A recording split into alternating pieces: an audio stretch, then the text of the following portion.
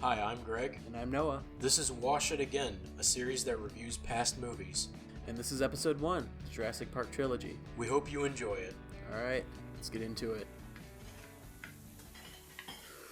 Oh god, another day. Oh, hey Greg. You got here early? Oh. Or am I late? Clock doesn't work anymore, so it could be anything. Okay, tell them I got here like 2 hours early then. Will do. So Greg, I recently rewatched all the Jurassic Park movies. I'm trying to scrub this fucking pan right now. Can you leave me alone for like a second? Alright, fuck it. We'll talk about Jurassic Park movies instead of me doing my job. Yes! Awesome. Let's do this thing. Alright. So, just the original trilogy, not those two new movies, which are utter garbage. No, we don't talk about them. We don't even like remotely reference them in any way whatsoever.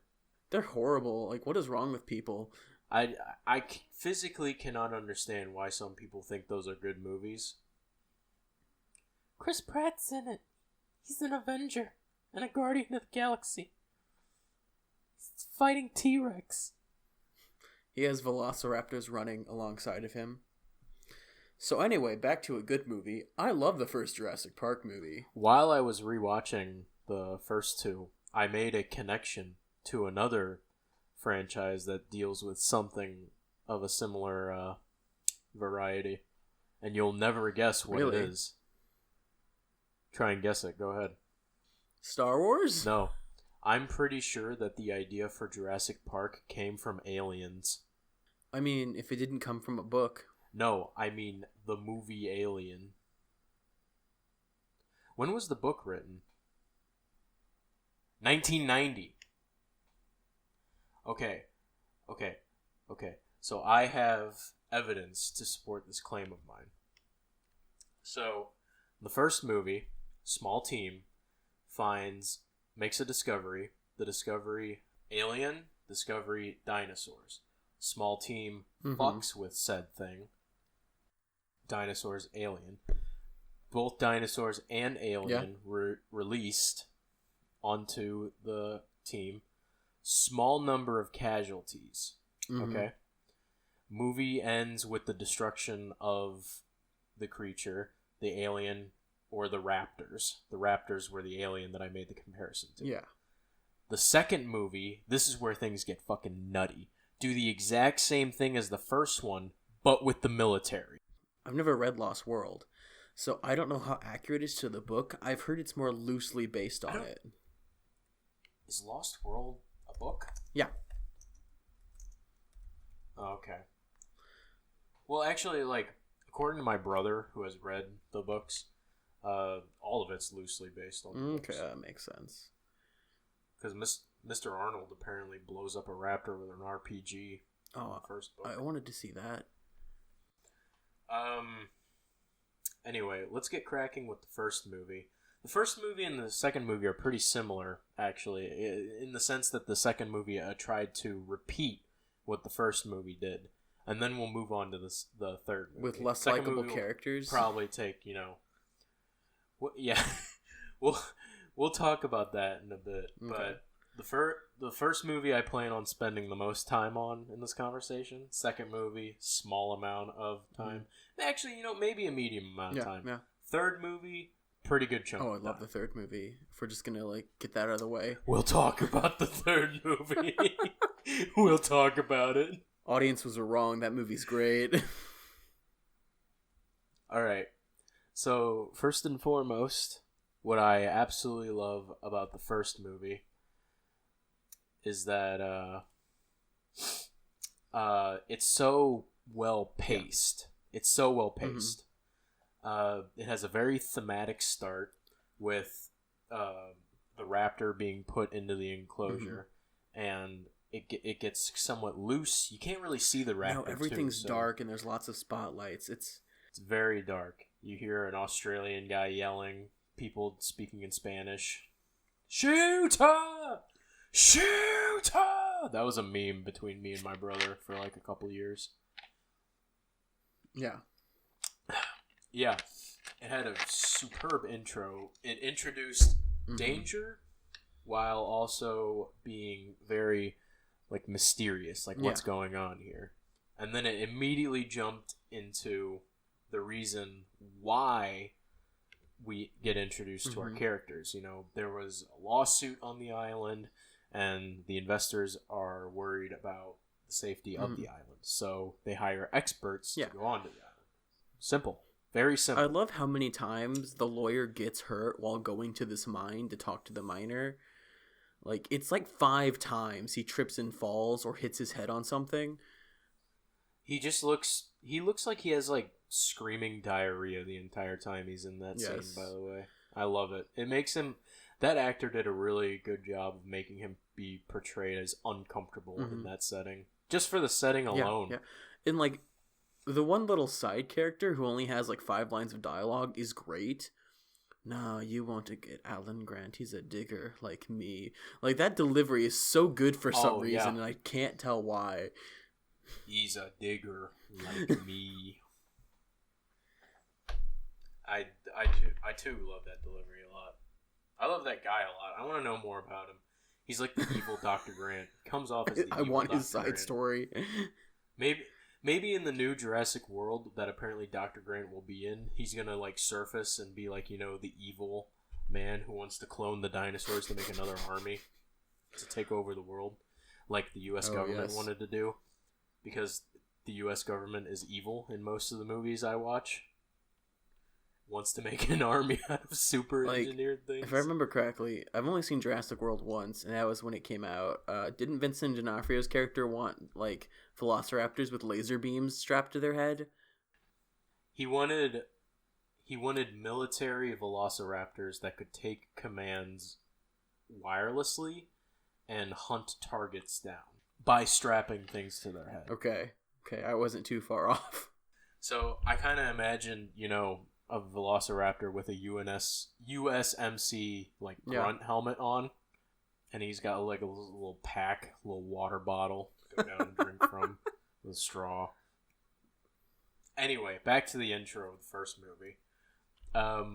Something that this movie does that a lot of movies nowadays don't do is they add validity and background to the main characters. It demonstrates what they're capable of.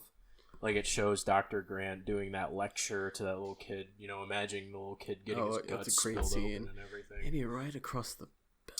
Dr. Grant really does not like children, he doesn't. By the way. And then it goes to John Hammond. John Hammond's intro. You know, he comes off as this little, like, Santa Claus, but, like, he's very whimsical. Santa Claus, you know? Oh, yeah.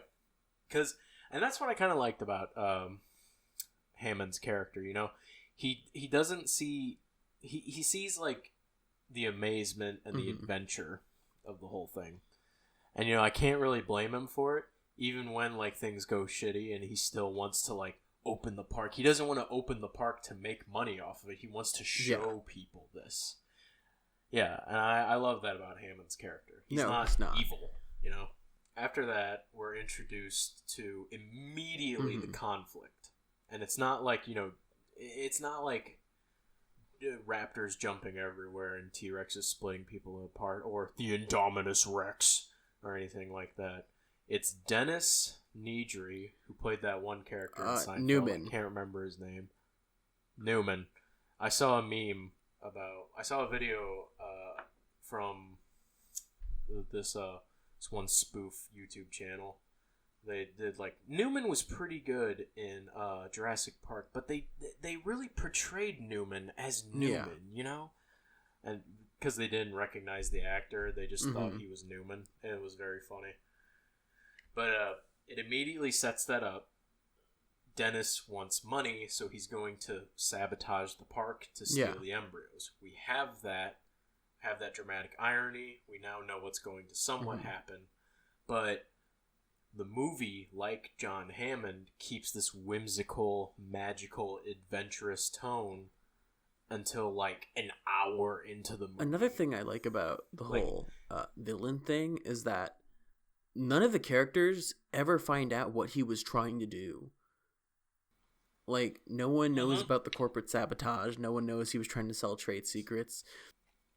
For all they know, when they found his body, he was trying to escape. And like all they know is that he might have screwed with the system just to get back at John Hammond. No, wait. Actually, they figured it out. Well, they didn't figure out that he was being bought off. They figured out that he purposely sabotaged. But everyone thought that was because he didn't like John Hammond. Oh yeah, I guess that's true. Because they had their little fight. With easily one of my favorite quotes, "I don't blame people for their problems. I just want them to take responsibility of them," or something like that. This is another thing that this movie does very well that most modern movies don't do very well. It's the stakes, setting up the stakes. So the stakes in this movie are inherently and automatic because they're isolated on an island that has a hurricane coming. So they have to spend at least one day on the island. So that's like automatically set up and everything. What are your thoughts on that? The hurricane is almost like a ticking clock as to where like you know something's going to happen and it's only going to be a matter of time. And it's timed so perfectly with the corporate sabotage and how everything just goes off in the middle of this. The next part of my notes kind of like goes off into rambling. Kind of like, one of my notes is detailed yet simple CGI. And, you know, with my modern eyes, what I've seen in CGI, I can still appreciate this movie. It doesn't look that bad. Like, Decent it really CGI. doesn't. It looks better than some modern movies do these days. And the fact that they combined it with puppetry. Yeah, the puppets are really good in this. Oh, I watched a documentary on them making the puppets, and I gotta say, it's impressive. Oh yeah, I watched that documentary too. It's on the collector's edition of the DVD, which I own. My brother has the collector's edition too. It's got the park doors on the front, and it opens up like the park doors, and you got the three discs in it. Fuck yeah, dude. Yeah, let's talk about characters. Alan Grant and oh crap, what's her name? The female lead, Ellie. Ellie. I only know her as Ellie. Oh, Dr. Sattler. Dr. They Sattler. have perfect chemistry. And Dr. Malcolm. They have perfect chemistry. Little did we know it wasn't going to work out for some reason. Okay, that's 3's only fault. No, actually, probably because of the PTSD. I gotta stop talking about 3. We'll get there. We'll get there. Okay. Also, during that first scene where you're introduced to the dinosaurs, by the way, dinosaurs are introduced 20 minutes into this movie. Yeah, Solid. It's a real slow burn, and the way it like shows it off is really clever about how you see Alan Grant staring at something, and Dr. Saperstein is just fixated on this plant, and he's like, "No, Ridley, look at this," and you just Something I made a note of, which is a little weird. The first time that the group of people meet dinosaurs mirrors perfectly for both the first and second movie. 20 minutes in, the group meets dinosaurs, and then in the second one, 20 minutes in, the group meets dinosaurs. It is very interesting. And while we're on characters, they're acting.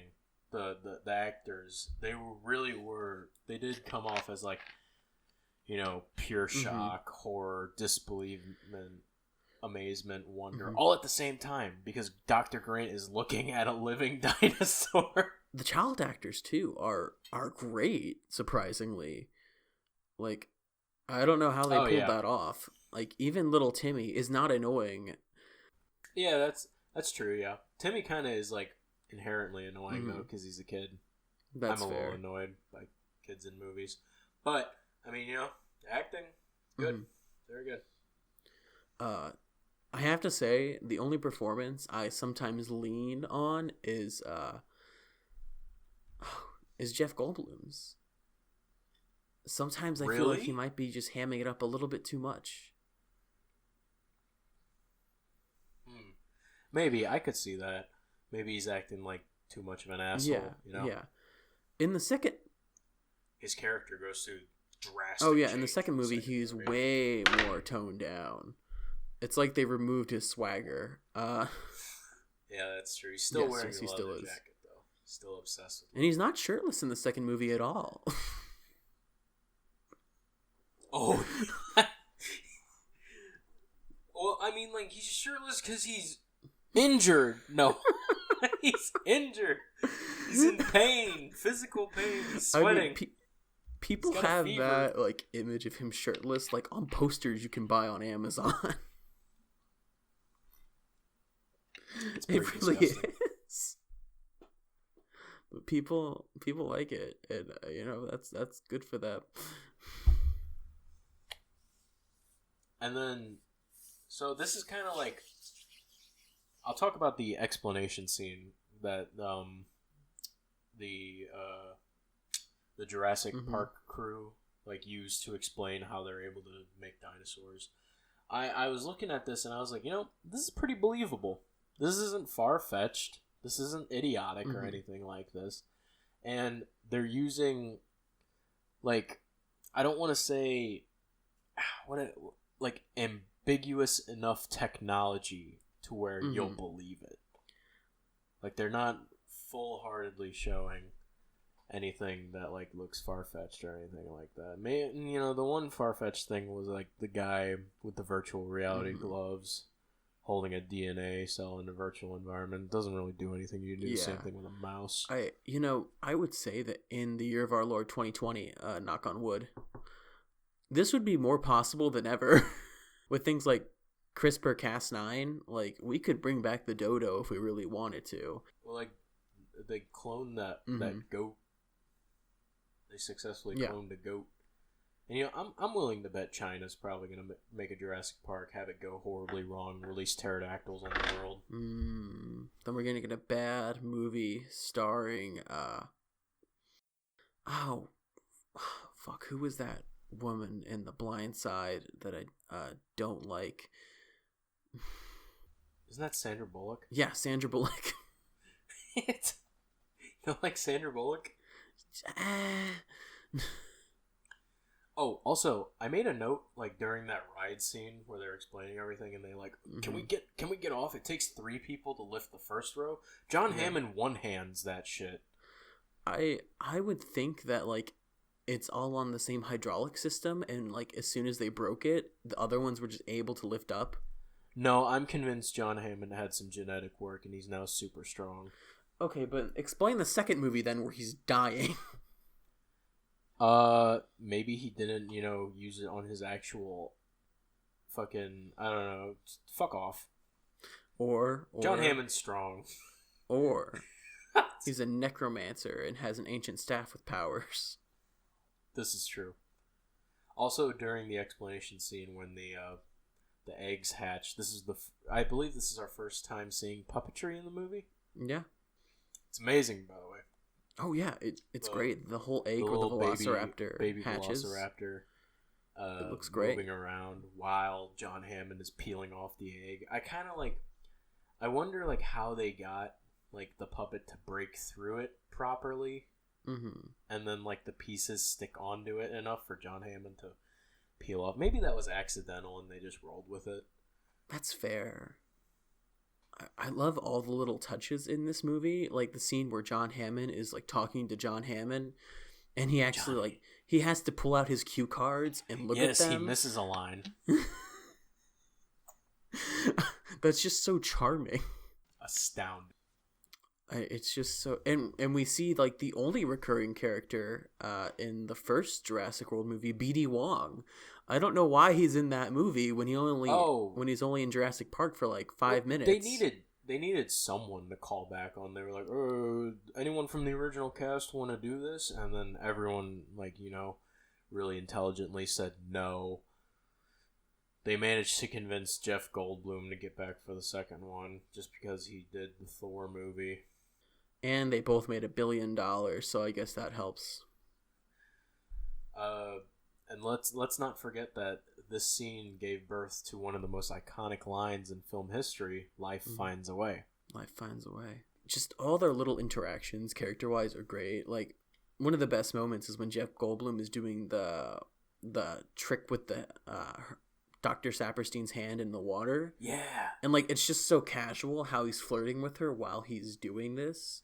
There's so much small talk in this movie, and it's not tons boring in any way. None of it. It absolutely enhances the story 10,000-fold. Meanwhile, you have Jurassic World that can't even hold a conversation for more than 10 seconds. Without putting dinosaurs on screen. I mean, for God's sakes, the lunch scene where all they did was talk in this movie lasted 4 fucking minutes. Mm-hmm. And that was amazing. Mm-hmm. Meanwhile, throughout the entire movie, they add validation to all the characters' backgrounds. They got, Grant talking with John Muldoon. I mean, not John, Robert Muldoon, Australian hunter guy. Mm-hmm.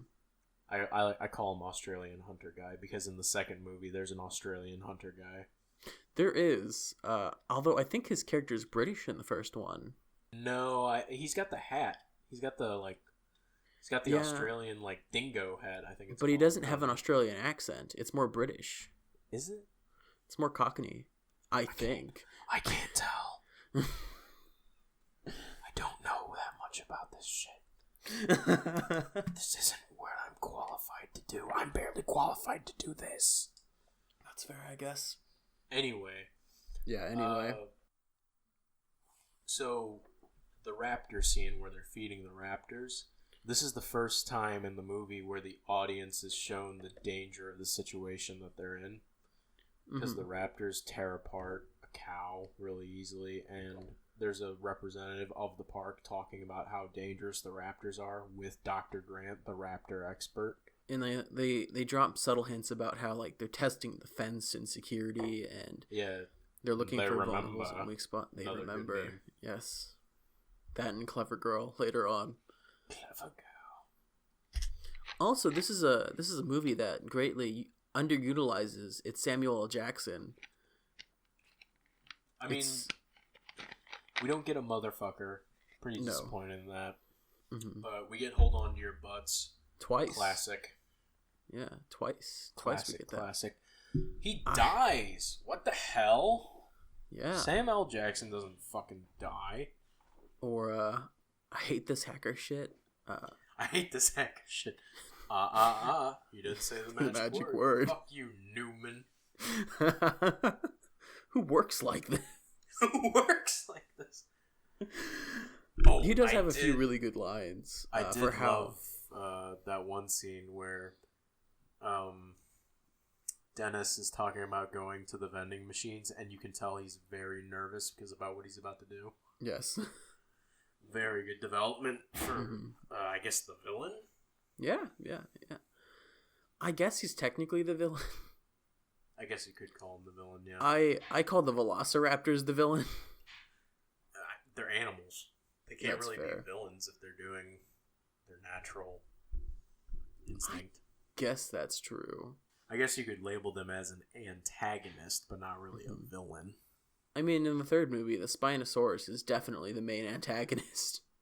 We gotta stop talking about 3. We're gonna ruin it. Okay. We gotta save that conversation.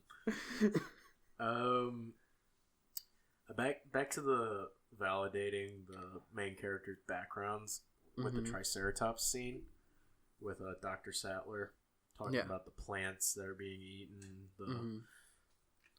the diet. That is one big pile of shit. Wasn't it?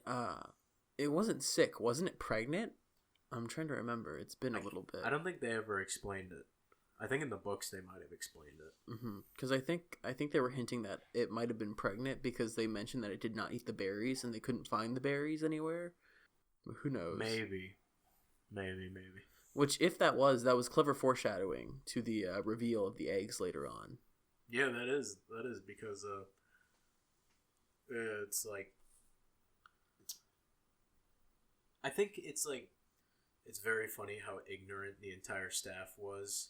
This is one of my complaints. So these bioengineering geniuses take the DNA of a frog and they don't know one of the basic things that a frog can do. I found that a little bit of a hole. That's fair. That's fair. Although Dr. Grant did mention it was only one type of frog, and so I guess that could be overlooked. I've seen dumber things in corporate environments. Maybe, yeah. And then we get to actual conflict in the movie. Mm-hmm. Like the actual action, the threat becomes real. And that starts a literal hour into the movie. Mm-hmm. A 2-hour movie, action starts an hour. You gotta be patient with this movie. I know a lot of people out there can't do that. But it doesn't drag at all. I'm never bored while watching this movie. No, it's very entertaining. Unlike the second movie where I was bored through most of it. Yeah, every time I watch this movie with like friends or something, they're always on their phones until all this crap happens. I get really pissed off. That's fair. I don't know. I'm a Zoomer though. What do I know? I'm a millennial. And then like inadvertently, the conflict creates this bit of sadness, you know, because in truth, John Hammond and InGen had full control over the park. Yeah. It just took the inside man to make it all fall apart. The dream falls apart. All the magic falls apart. And that's kind of like the tragedy, along with you understanding, hey, this is dangerous shit. You shouldn't be messing with it. Yeah. There's a tragedy that you kind of feel bad for John Hammond and his company, I guess. Mm-hmm. Really, you don't get to know InGen as a company until the second movie, and it doesn't leave a great impression. No, it just pisses you off. Yeah. And then, speaking of the sabotage and everything, Dennis's death. So when he's killed by the Dilophosaurus, my brother can name every dinosaur, by the way, off the back of his hand. You can literally describe one and he'll name it. It's the craziest thing I've ever seen. So Dennis, his death not only added finality to his character, but when the can of shaving cream rolled down and got covered up by the mud, it kind of set up for a sequel. Mm-hmm. You know? That never pays off. They never paid it off, though. This is one of my problems with the franchise. Mm-hmm. Because now that scene is just very unnecessary. Yeah. And then something else that this movie does well on is that there's more danger than just the dinosaurs. Mm-hmm. So, call back to the scene with the car hanging in the tree. That's suspenseful. Mm-hmm. The electric fence with Tim still on the fence. The greatest dad joke ever.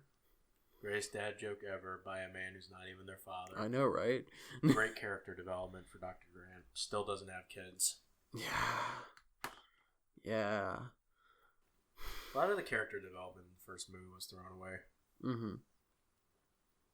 Unsurprisingly, though, Dr. Malcolm's character development stayed. And then, this next part of my notes, I got John Hammond sees the light. I believe I'm talking about the scene where he's having dinner with Ellie. Yeah, the flea circus. That's a great scene. That is a great scene because you can see John Hammond coming to terms with the danger and the situation that he's in.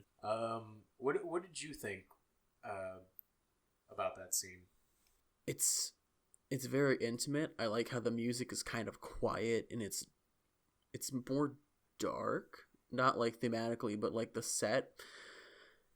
And it's just great how they have this close up on him while he's talking about his flea circus and how he explains how he finally wanted to have something real. And then that like crushing realization of this isn't even real. Again, adding validity to John Hammond's character by like, he's not greedy, he's not in it for the money. He wants the amazement, the wonder factor.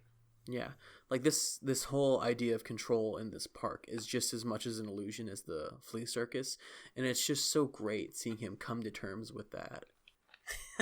And then my next note says, "Life found a way." I'm talking about the scene where Dr. Grant discovers the eggs, and it's the oh shit moment. Oh no.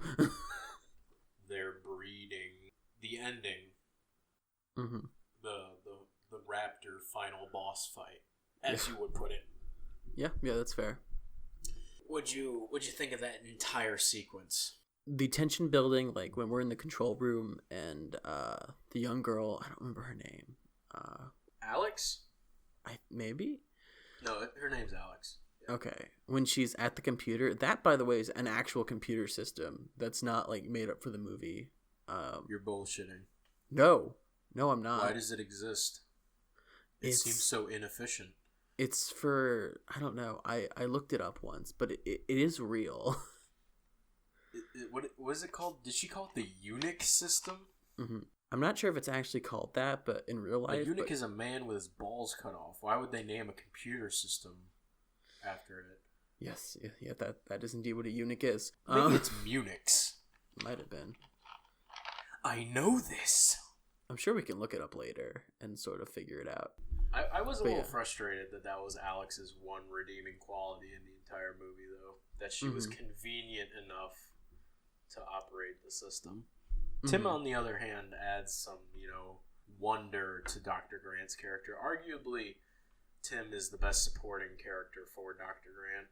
That's fair. Alex is just kind of there to complain, I guess. Mm-hmm. She works in her role fine. Her actor is good.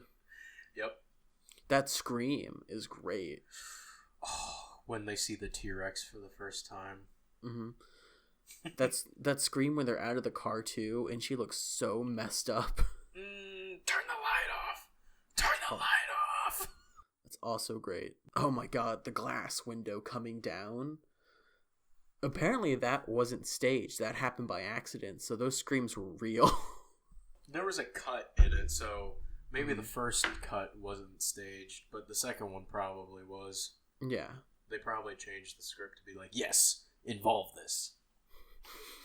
We almost killed him. Might as well keep using it. Might as well keep using it. Back to the raptor boss fight. Mm-hmm. What did you... Wait! We completely skipped over Australian guy's death. Oh yeah, clever girl. Clever girl. Adds validity to the raptors. Mm-hmm. This movie is great with adding validity to characters. Oh yeah. It's absolutely amazing. Except for Australian Hunter, who proved he's not a good hunter after all.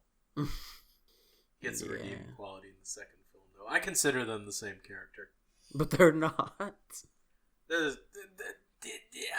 second movie imitates the first movie. He's essentially the same character. Okay, that's fair. Yeah, he sacrifices himself to allow Ellie to turn the power back on to the park. Mm-hmm. And then we see Dr. Arnold's arm that Ellie, for some reason, doesn't realize is very cold for some reason. To be fair, it might be in shock. Still, everything that's happening.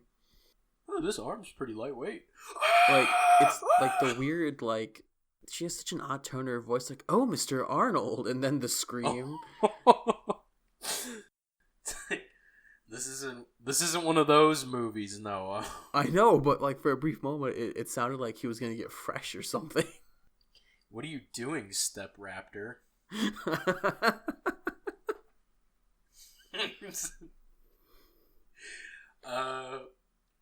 So this was a thing I didn't notice in my first watch when I was a kid or when I was younger. I watched this movie multiple times. Oh, I've watched this movie probably more than any other movie I've ever seen. Yeah, they remembered, or I remembered, that there were 3 raptors, not 2, the entire time. Because I thought, that the raptor got stuck in electrical, didn't escape. Mm-hmm. But then I saw that Tim locked the door in the fridge, and I was like, wait, how did that raptor get out of the fridge? And then I realized he never got out of the fridge. The one in electrical got out. Yeah. That was an eye-opening moment for me.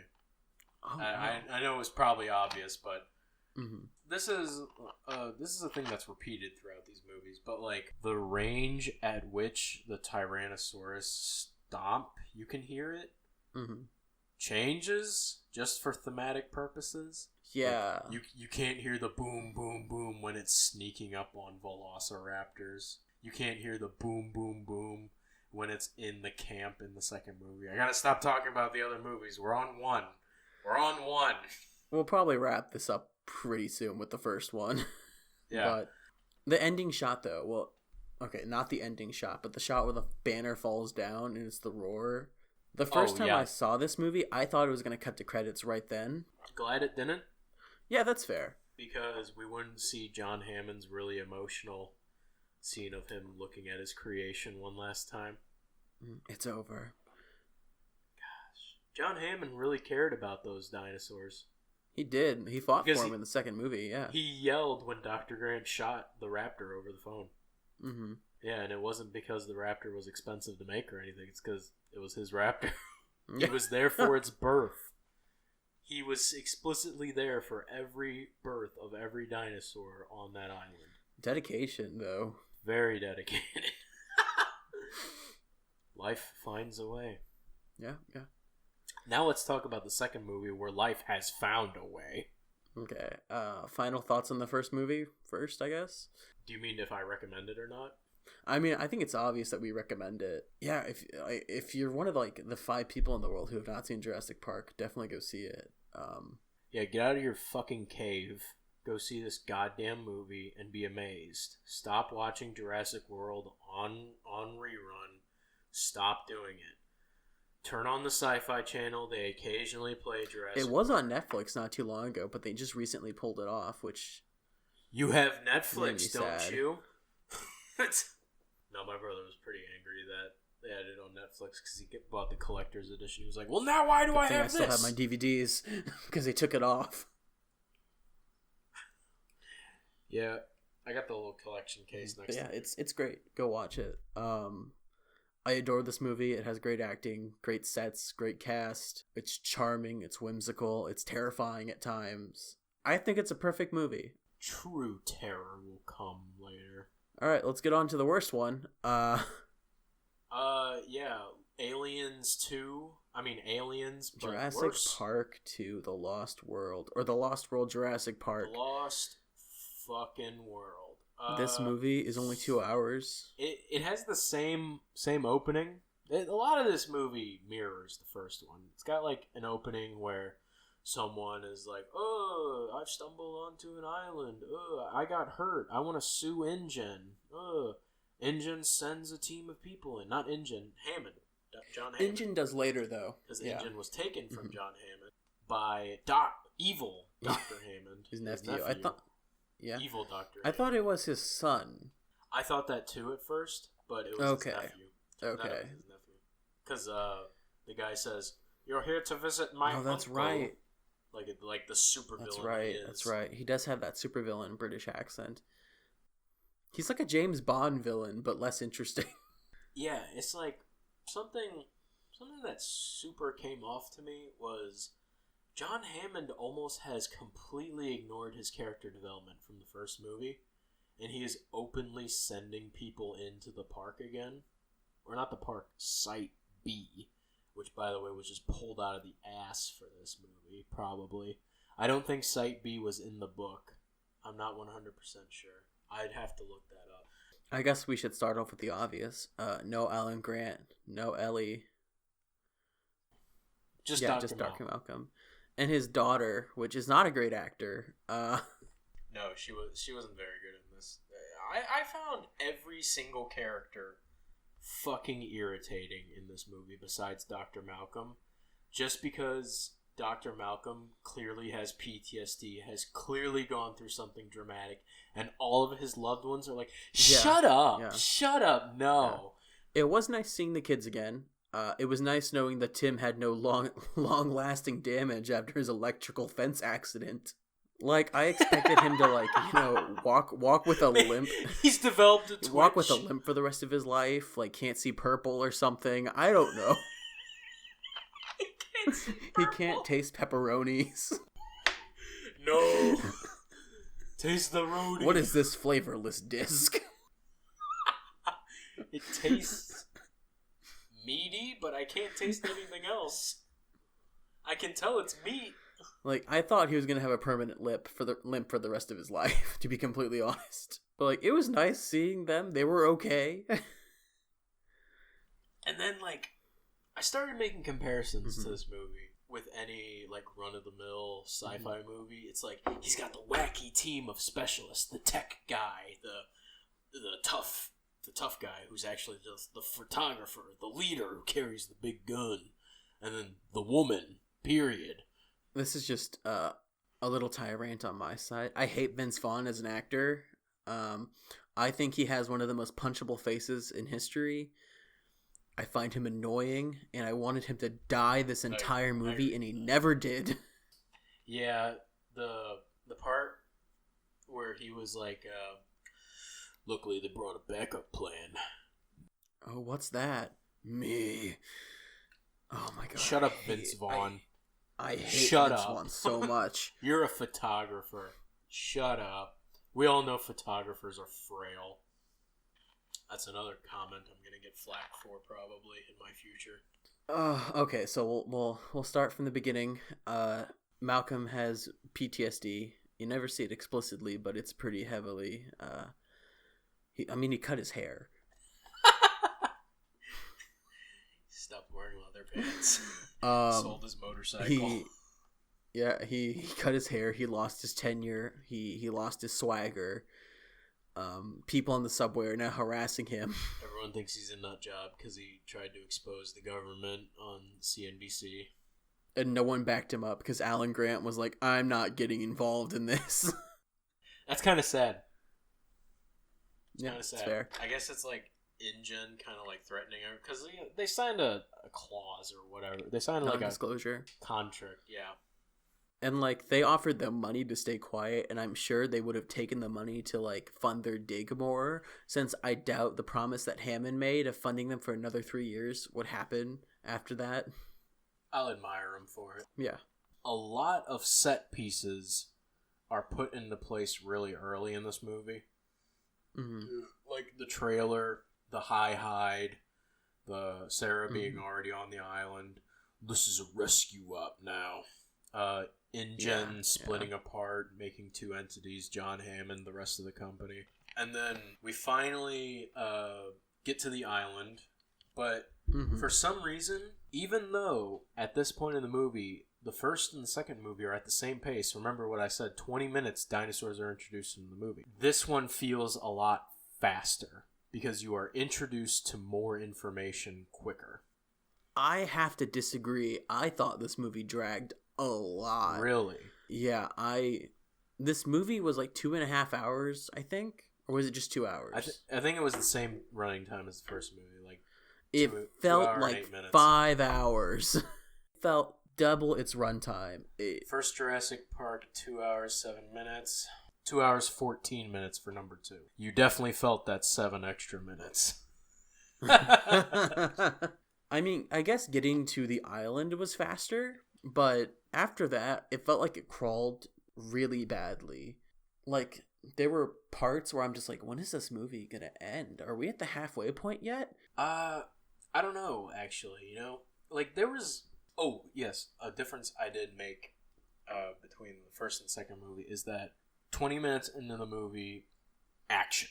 The Stegosauruses get pissed off because Sarah doesn't know what the hell she's doing. Even though she was literally told that these monsters murdered people. My girlfriend said you can tell she's not a scientist and she's an anthropologist because she keeps messing everything up. She kind of comes off as an abusive girlfriend too, because she was like, I'm not afraid of this place and you are, even though he has perfectly good reasoning to be afraid of this place. A lot of people I know died. There were a lot of Mexicans that died on this island. Yeah. A lot of them.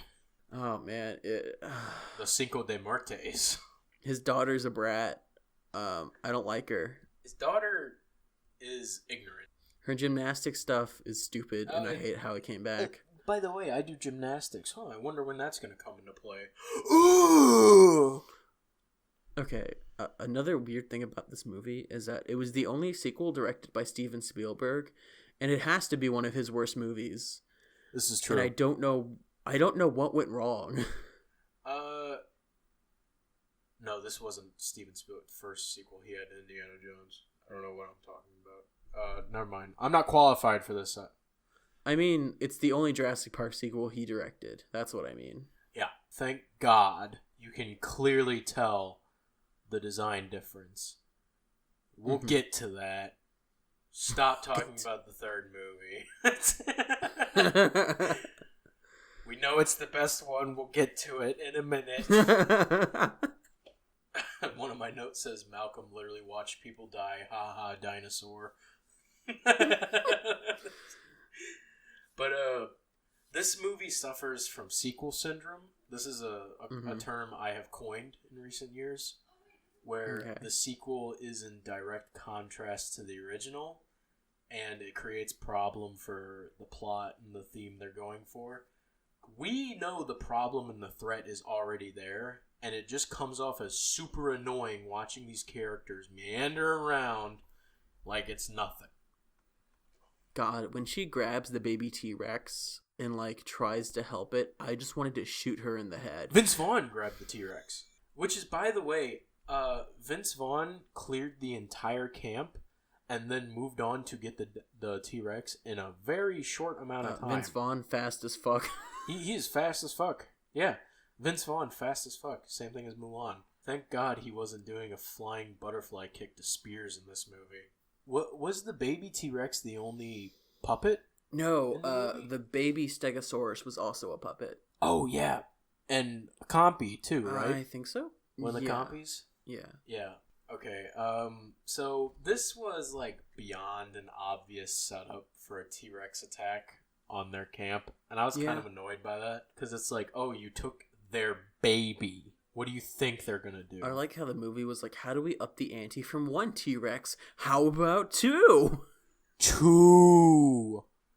But I did like that this movie, it changed the role of the T-Rex. Because the T-Rex was kind of an ambiguous hero in the first movie. And now it's an antagonist. Very threatening. So, okay, so we're skipping it. Well, actually, it's not too far ahead from the T-Rex baby. I don't remember who the one guy was. He plays Toby Ziegler in The West Wing, and that's what I'm going to call him for the rest of this episode. The bald guy. That was not the Australian. Bald guy. Remember when he was trying to hook, like, his tiny little car to the falling... Oh, Eddie. Yeah.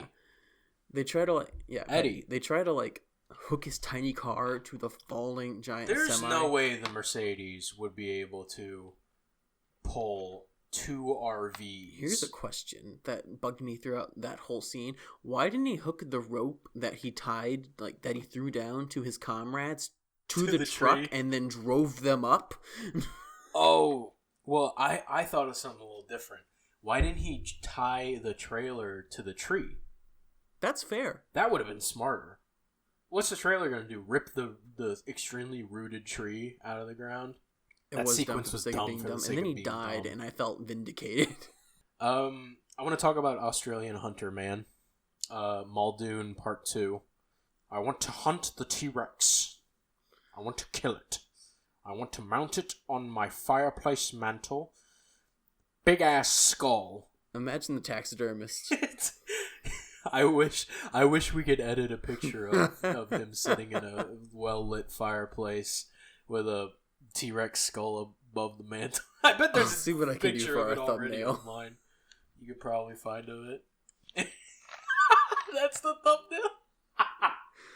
For the last episode, I just made the guy shooting two arrows behind his back the thumbnail. Australian Hunter was redeemed in this movie. I know he's a different character technically, but I still think of him as the same character. He redeemed himself in this movie because he is the smartest person on the island. He is. He really is. He doesn't take shit. Well, actually, for there's one scene where he's very stupid, and he allows his gun to be next to Sarah. I almost called her Lady. That's kind of what she was, just annoying lady. Sarah had no clever lines, no interesting dialogue. Like, everything she did was, like, dumb. She was supposed to be a supporting character to Dr. Malcolm, and she came off as being a D-supporting. Like, I feel like Steven Spielberg wanted me to hate women with her role, and I don't know why. Dumb. Stupid. Was he going through a divorce when this happened? I need to know. So, back to the scene where he lays the gun next to Sarah.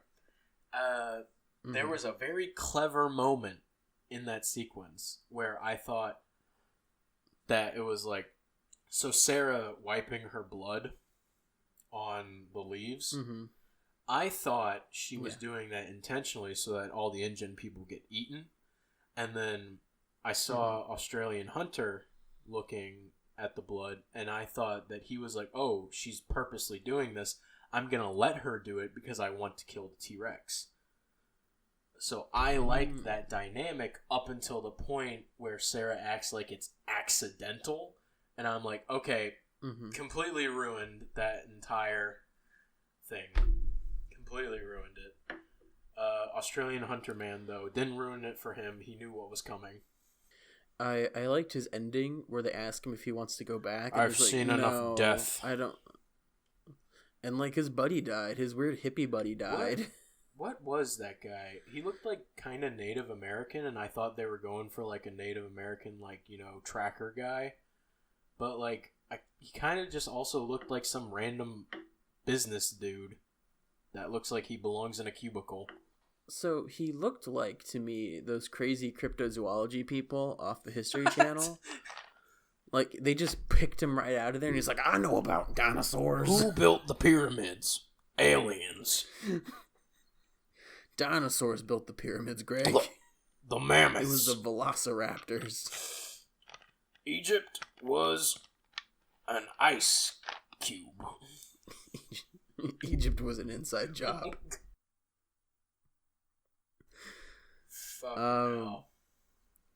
And then, okay, let's get to the ending because... No, I wanted to talk about some more stupid stuff. I'll do it real quickly. Okay. Okay. Snake! Where that one guy who's a clear paleontologist gets a snake on him, runs out to be eaten by a T-Rex. Dumb as hell. Don't go into the tall grass. They were told they were in a velociraptor area. They went into the tall grass. I have a timestamp for this part. Okay, so timestamp 1 hour, 33 minutes, and 50 seconds. Malcolm is trying to get into a car where he's got a velociraptor on him, and the velociraptor hits the car door before he's in the car, so he should have been decapitated. Yeah, that's fair. And then gymnastics, Fusurda through the window. Australian Hunter survives. Poggers. Yeah. Absolute pog. He survives and he dips. Like, he's like, I'm out of here. This movie's not good enough for me. And then this was the biggest controversy throughout the entire film. This was a controversy that people talked about when the movie came out. The boat crew was massacred. Okay, so in the script, they had a scene written where velociraptors were on the boat and they killed the crew, and the velociraptors accidentally released the T-Rex. T-Rex comes out, eats the velociraptors, and then it goes back to like the only place it knows as a nest to like eat them, and then a random surviving guy who's bleeding out closes it. That's dumb. They didn't put that part in the movie, even though it explained what was going on in that scene. And then next scene, boat hit dock. And you never figure out like what happened to the crew. Why are all these crew dead? And it makes no sense that the T-Rex ate them because like they were in small enclosed spaces. There's no like giant open holes where the T-Rex would have crashed his head through. Honestly, the most realistic part of this movie was the city scene. People reacting to seeing a dinosaur rampaging through the streets. Pure idiocracy. I love the scene where the kid is getting his parents and like you can tell they're not getting along with each other very well. Yes, and it feels like they're on the verge of divorce. I have struggling marriage as one of my notes. Struggling marriage, obvious struggling marriage. Borderline divorced. Eats the dog. The T-Rex eats the dog. What a way to vilify the T-Rex by having him eat a dog. These two people are fighting about this fish tank, and you're like, what is the history with these people? He needs a nightlight. No, you're not going to tell me again, Karen. I need to know what happens. I kind of just... I kind of just wanted the movie to stop and just watch them, like, fight some more. I wanted to see the dad come in and just say, "You would just shut up," and then just slap her. Now, I might be going crazy here, but I vividly remember when the T-Rex was chasing these Japanese men. Did they say that's Godzilla? I didn't make a note of this, but I made a mental note. Racist? Okay. Random Japanese people running from T-Rex, and they're in a group with matching outfits, so you can tell the Japanese people are together. That's fucked. But did they mention Godzilla? I don't remember either. I don't think I was paying attention. In my to head, that part. I think they did, but I might be going crazy because at that point I was already losing interest vastly about this movie. Maybe you're thinking of that Austin Powers scene. Was it Austin Powers that had the guys? They go, "Look, it's Godzilla." No, actually, legally, we cannot say that's Godzilla. Maybe, I don't know. Maybe, I don't know. I'll have to look this up later, and if I figure it out, I'll post it in the show notes in the description. Very poor research for our video. Okay. So, blah, blah, blah. T-Rex goes home. Dr. Malcolm has a happy ever after with dumb Sarah and dumb kid. I can't even remember the kid's name. Yeah. Kelly! Oh, wow. Good for you. I hated her. All right, yeah, that's fair. I hated her too. All right, so I'm going to preface something. I did not take any notes for Jurassic Park 3 because I did not rewatch Jurassic Park 3. That movie is so ingrained in my memory that I don't need to rewatch it to remember what happens. So, the first two movies are like about wonder and amazement and all these magical things about dinosaurs. Jurassic Park 3 says, fuck that. Let's throw all of that shit out the window. This is a horror movie from this point on. Yeah, and it's great. The cinematography is different. The setups are far different. Different director. Yeah. Director possibly worked on horror movies. I'll have to look into that. He would do a great job. Spinosaurus don't fuck with no one. No. You want to kick this one off now? Okay, yeah. I'm gonna start with the rating of this movie, and it's really low, which baffles me. I feel like at the time audiences didn't like this movie because they didn't know what to expect from it, and I don't think they were expecting a horror movie. This one's more graphic than the other two, if I remember correctly. For sure. I think audiences have warmed to it a lot more over the years. Everyone that I know that has seen this movie loves it. So I'm not sure if that's just my weird group of friends or if that's just people warming to this movie. Sure this is the only Jurassic Park where none of the main crew dies. Billy gets injured, but he's still alive at the end of the movie. Billy survived. By the way, pterodactyls are terrifying. Oh yeah, they are terrifying. So you want to talk about the intro? Sets up the MacGuffin, I guess you could say. I guess a person can be a MacGuffin, right? So, real quick, did this take place in Island 1 or Site 2? This was Isla Sorna, Site 2. Okay. So, if I remember correctly, it's this. Is he his stepfather, or is he just like this mother's new boyfriend? I think boyfriend. Okay, so he's with this kid, and they're parasailing, and when you cut back down, you see the guy driving the boat is gone. Yeah, what killed the boat? It wasn't the Spinosaurus. I don't think it was. I'm gonna say pterodactyl, maybe. No, the pterodactyls weren't out. Oh, that's right. Wait a minute. Wait, they were out in the second movie. Yeah, they were. The fuck's going on here? Second movie didn't exist. Ignore it. It sucks. Jurassic we don't talk Park about 3 it. For the win. Yeah, definitely. First movie didn't even happen. Jurassic Park 3 for the win. And I like how the establishing shot just says the island name and then restricted in big red letters. As if you needed the reminder. Danger approaches. It's like, this movie's only an hour and a half. We got to catch people up. We got to get them into the seats. Oh, God. And then, after the intro sequence, again, someone getting hurt near the island or on the island, blah, blah, blah, causes specialists to be sought out, blah, blah, blah. Yeah. Dr. Grant reintroduces his character very well, by the way. He's developing, he's got a new dig site, he has a new assistant. Fuck Ellie. Ellie's a housewife now.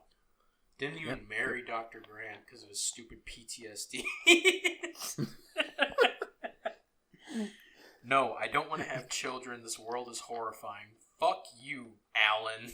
He keeps waking up screaming about dinosaurs. That's bad for the baby. This movie was the Silent Hill of Jurassic Park movies. Okay. I was terrified as a young man watching this movie. Oh, yeah. Fuck, dude, the scene with the Velociraptor talking in the dream sequence, Alan, gives me fucking chills thinking about it. Oh, yeah, he definitely has PTSD, like 100%. 100% PTSD. Dr. Grant only goes back to the island because he thinks it's a tour, and they're going to be in the plane the whole time, not going to land on the island. Yeah. Secretly, and he thinks these people are super rich. The audience can kind of figure it out. These are the parents of the kid that went missing on the island. Yeah. They want Dr. Grant's help in finding their son. They don't tell him that. No, yeah.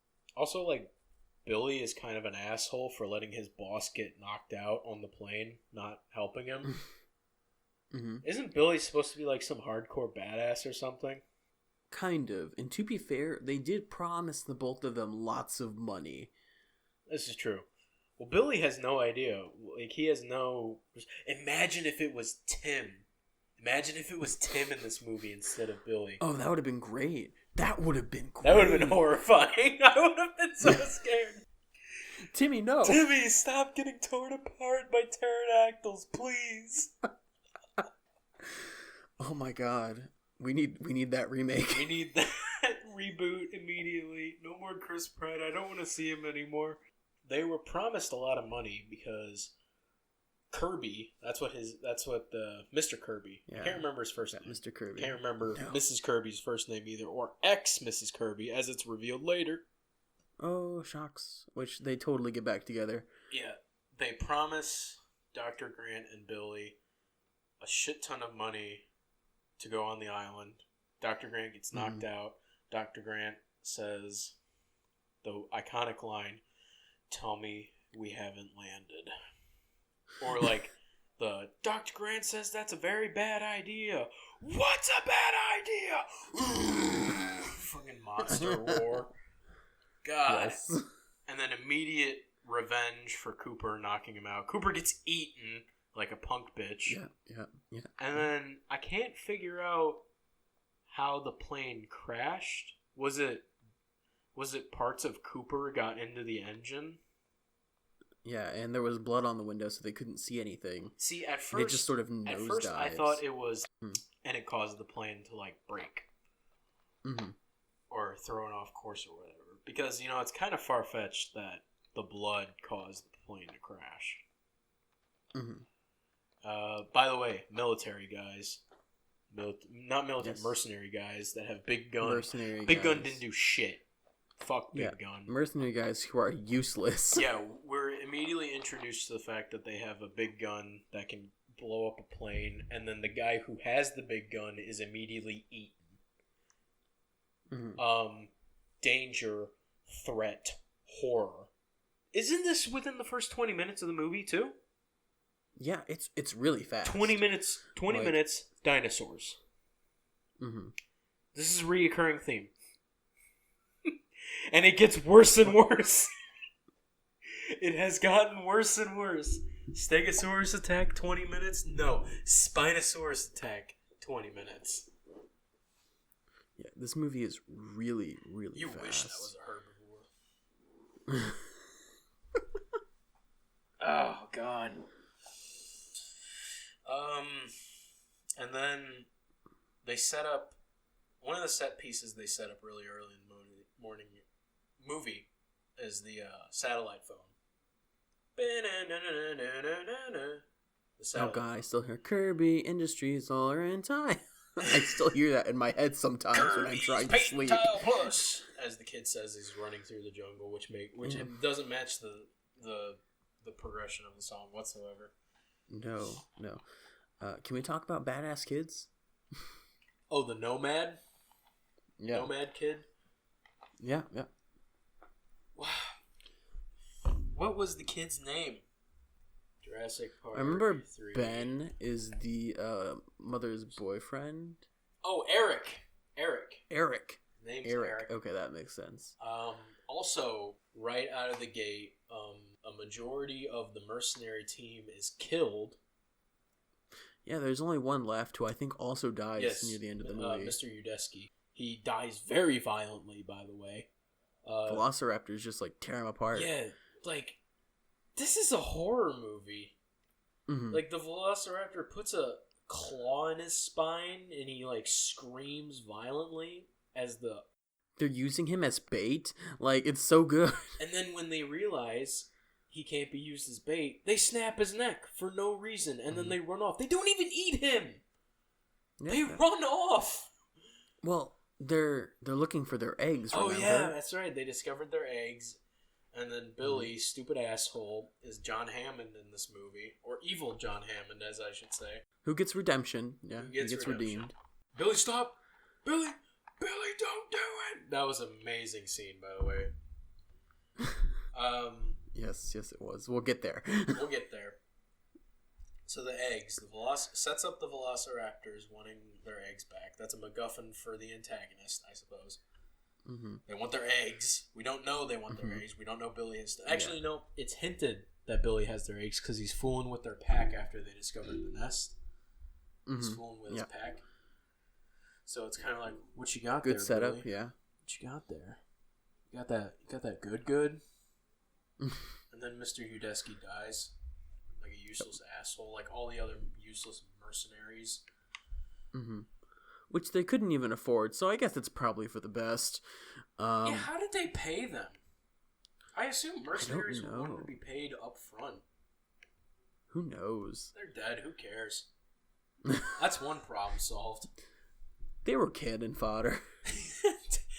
They really were, because nobody else dies in this movie. Yeah, Spoilers, this movie by is... the way, if you got this far in and haven't figured out we're in spoiler territory. If you haven't seen these movies, fuck off. So, I wanted to talk about the next set piece that we see after the Velociraptor eggs. Or was it before the Velociraptor eggs that they find Ben's body hanging from the tree? Oh, jeez. I think it was after the Velociraptor. Okay, so they find Ben's body, and that confirms that Eric is alone on the island. So, more stakes. Yeah, everyone's stress. expecting this kid to be dead. Yeah, it's a kid. Some random kid. Turns out he played Fortnite a lot. Before Fortnite was a thing. Fuck Fortnite. He kills the T-Rex. T-Rex. Super, super hard badass who played CSGO too many times. He Fortnite dances over the T-Rex's body. Every Velociraptor he kills, boom, boom, boom.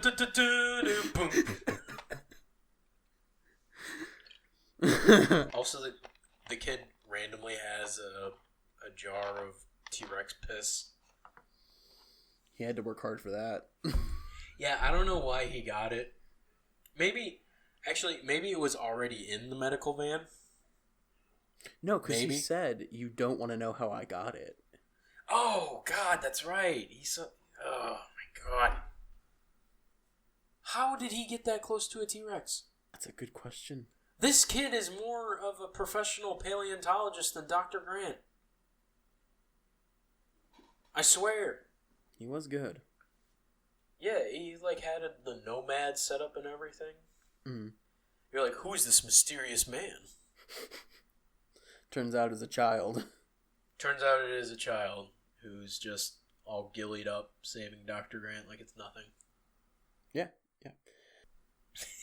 Who knew the velociraptors don't like tear gas? Who would have thought? It's like that one image of like, oh, Superman's weakness is kryptonite, but it's just Lex Luthor hitting him on top of the head with a big rock. Oh no, not tear gas. Oh no! Who could have foreseen this? Jesus Christ. The Raptors are probably like, what the fuck? And then he's got his little hideout. What?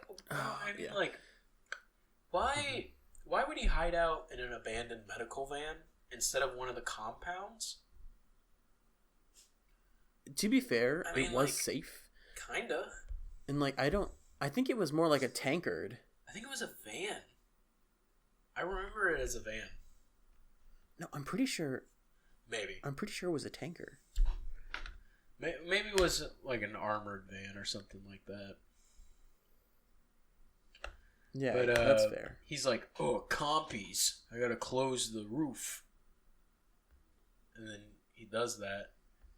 Hey, don't want to waste your stuff. It's like, well, that also adds, like, the depth of how did he learn that the compies are dangerous? Has he had an encounter previously with them?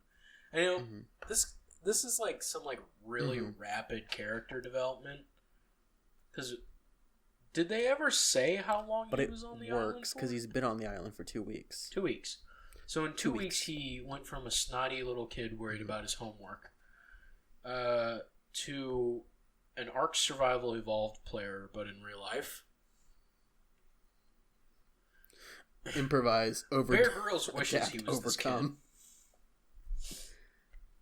Yes, you are if indeed Bear correct. Grylls learned about an island that he could go to like survive with dinosaurs, he would think about, man, I can't wait to drink my piss there. Can't wait to drink T-Rex pee. Got a massive bottle of that.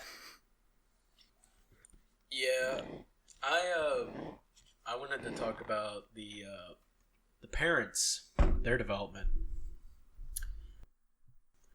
We're like, hey, this is pretty fucking hot.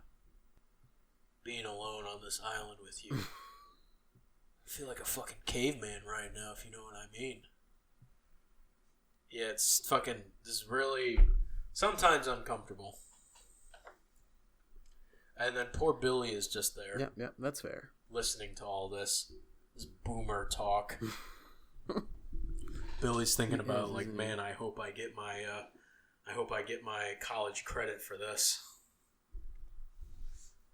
Wasn't that what he was? He was a college student? It should have been Tim. I think so. He was on the dig. That's how Grant knew him. He was male Ellie. Male Ellie. Mm-hmm. That's fair. But like he's one of those guys that keeps harassing all Ellie without benefits. It's like, oh, I bet I could dust those clothes off you like we dust off the sand of these dinosaur bones. Can you get away from me, Billy? Yes. He keeps trying with different people. I like how everything does come back in this movie, like the 3D printed Velociraptor chamber. I forgot about that. That could have just been thrown away. That was a good set piece. Yeah, that could have just been thrown away, but they use it when interacting with the Velociraptors. Dude, I completely skipped over the embryo factory. Like the part where it's like, is this how you make dinosaurs? Yeah. No, this is how you play God. And then again, horror movie, because there's a jump scare immediately afterwards. And a chase scene with the Velociraptors. No. And then Dr. Grant, again, uses his expertise. He's like, good God, it's calling for help. And you're like, oh yeah, that's right, Velociraptors hunt in packs. This is one that they barely managed to trick.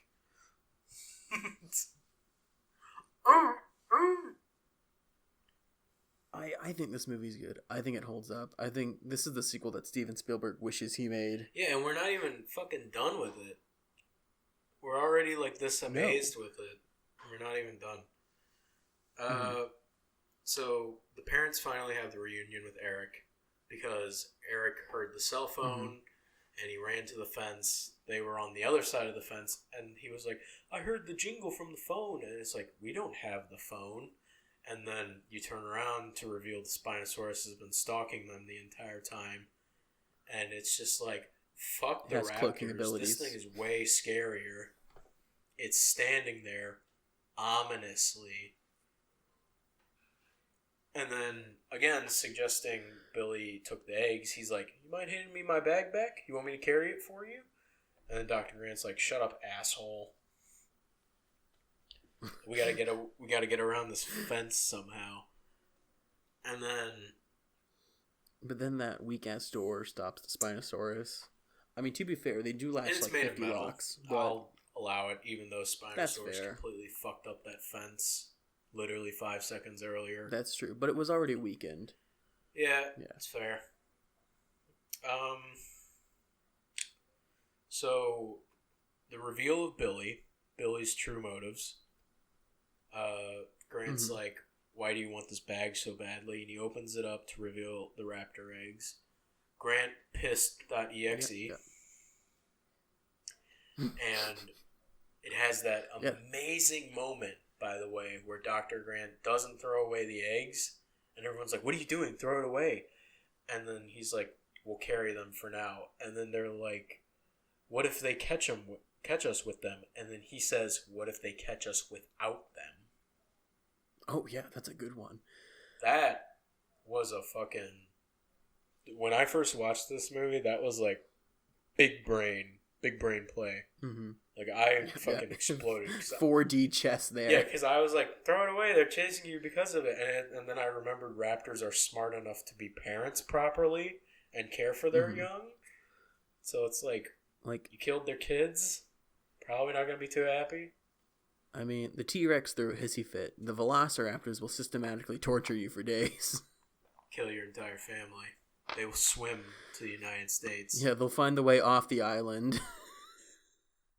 They're holding pictures of Dr. Grant and asking family in like a really harsh voice to people on the streets of New York. Alan. Now let's get to the scene immediately after this, which not only propels this movie into the Hall of Fame, but propels this movie into the horror movie Hall of Fame. The pterodactyl cage. Oh god, the bird cage. That is an intense scene. It's cloudy. You can't tell what it is. There's catwalks everywhere. And then, boom, it comes out of the shadows, and you're just like, oh, it's huge. Not only does it come out of the shadows, it comes out walking on the catwalk like a person. And you shit yourself. I know I did. I shit myself watching this movie. It wasn't because I was like, a young toddler or anything. I was legitimately scared. Yeah. And then cue the sequence of pterodactyls picking Eric off the ground like he's nothing, and attempting to feed them to their young. Petrie from The Land Before Time. Apparently he eats meat and was just looking for an opportunity to sweep Ducky away to eat her. I don't look at pterodactyls the same way anymore after this movie. Nope. They're horrifying. Nope. They're penguins that can fly and are evil. Like, the raptors from the first movie, it was just in their nature. The pterodactyls in this movie, evil. Evil. Pure evil. Okay. And the sequence goes on. They're getting borderline tortured by the pterodactyls hunting them. And cue Billy's redemption, which this I can see as like people making a critique of this movie. Billy's redemption happened far too quickly after his fall from grace. But then again, It's so well done, I don't care. This movie's gotta go fast. It's gotta go fast. There's a lot to get through. It's emotional, painful, horrifying.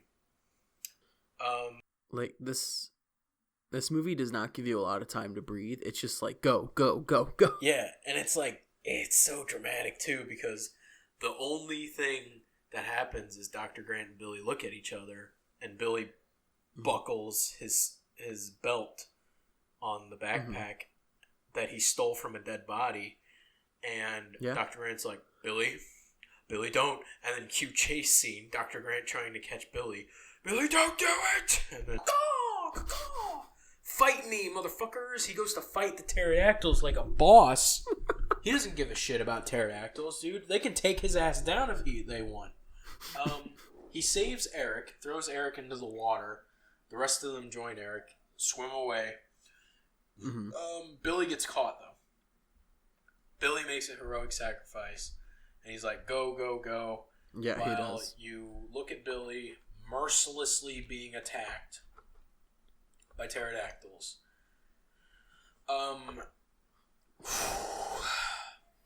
Yeah, watching Billy get practically torn apart by pterodactyls was fucking horrifying. This was more horrifying than actual people getting ripped in half in the previous movies. It was depressing. That's how good the cinematography was.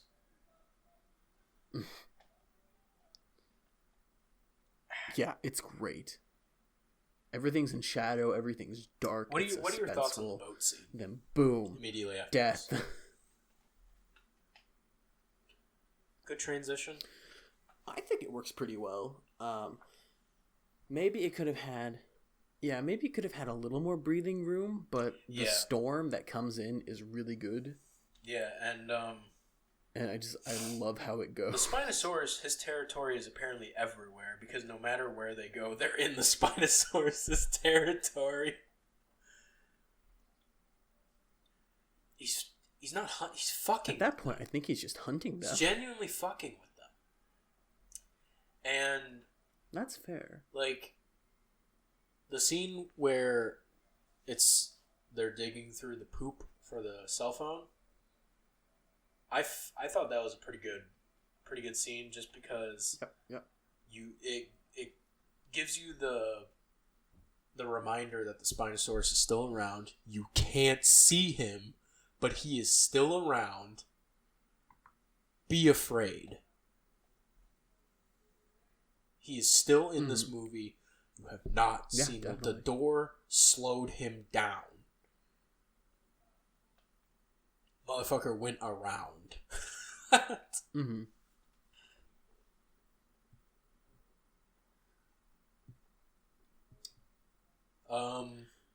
Boat scene. Boat scene part 2. Like, it's intense. It's dramatic. The lighting is Dr. great in it as well. It's dark. Ellie can barely hear what's going on, but her child goes rawr, rawr, rawr, and then sudden realization. He went back, the fool. How did... Oh, shit. So how did... Actually, I'll save that for later. This is why we didn't get married. Spinosaurus can swim. That's terrifying. It can do everything, including swim. I believe Spinosaurus is like a... It kind of like made crocodiles. Like, the descendants of Spinosaurus are crocodiles. I'm not 100% sure. Some paleontologist is going to comment on this video and call me a fucking idiot. Or my own brother is going to comment on this video, call me a fucking idiot. He's not a paleontologist. He just knows more about dinosaurs than I do. Happens.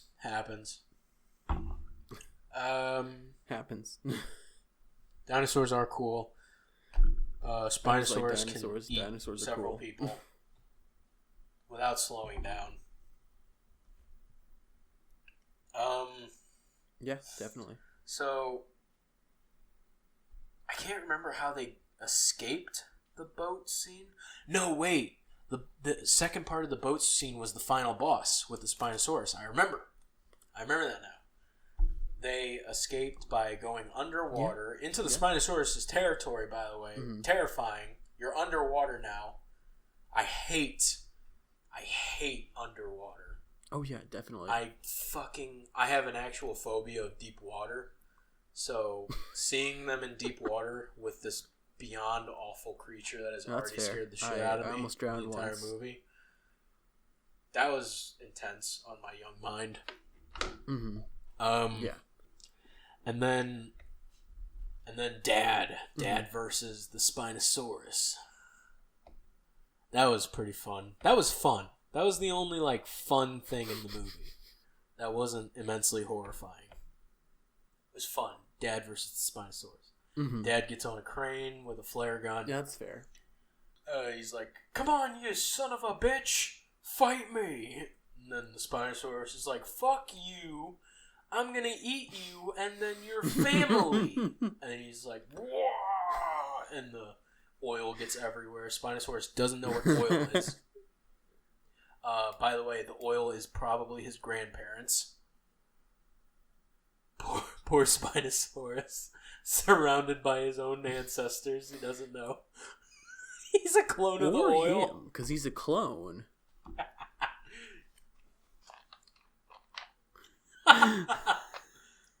The only way to take that son of a bitch out is me. Spinosaurus didn't die from that, though. It just fucked off. Yeah, and then Spinosaurus was like, "Okay, I give up. Y'all win. I'll leave now."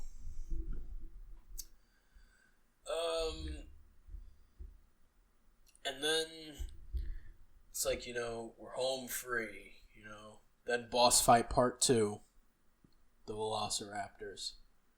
Mm-hmm. The callback to the snout thing, the bone, that was clever. Like, he was communicating with them. Mm-hmm. And, everyone understood what was going on. I don't know, Mrs. Kirby, that was her only, scene where she did something, right? Like, she gave the eggs back? Mm-hmm. Like, was that her only scene where she actually did something besides scream?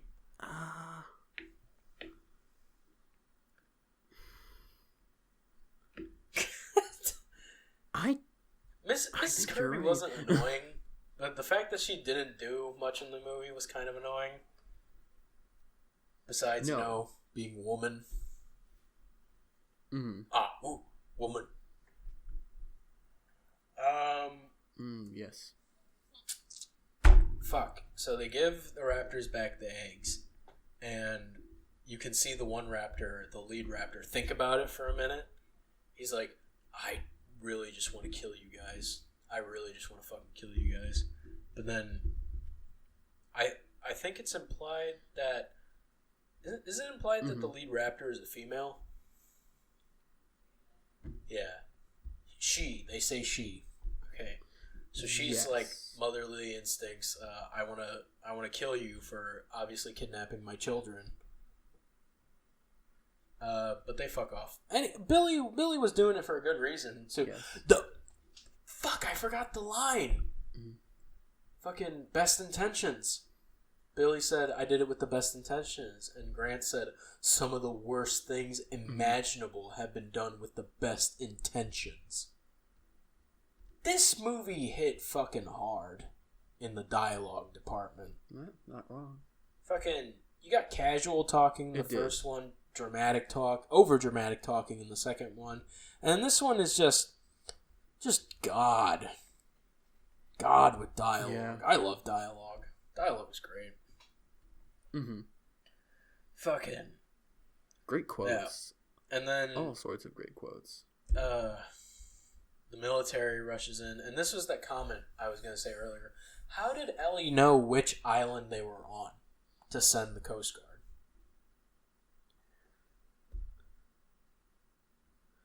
Did she just send? And that's furthermore, fair. How did they know which beach they were going to be on? The movie didn't care. It was like, we're wrapping this up. Yeah, it kind of did have a rushed ending. I hate to admit it. Had a rushed ending. But Billy is alive. Don't know how he was rescued. Some miracle. Yeah, I had a complaint about that. Billy was alive. Yeah, the whole movie just kind of ends with pterodactyls flying, and that's pretty much the end of the movie. Oh, shit. We've been talking for almost 2 hours. That's more than 2 hours that we usually spend here at work. I guess we should just wrap this thing up and go home. See you tomorrow. Yeah, see you tomorrow, Noah.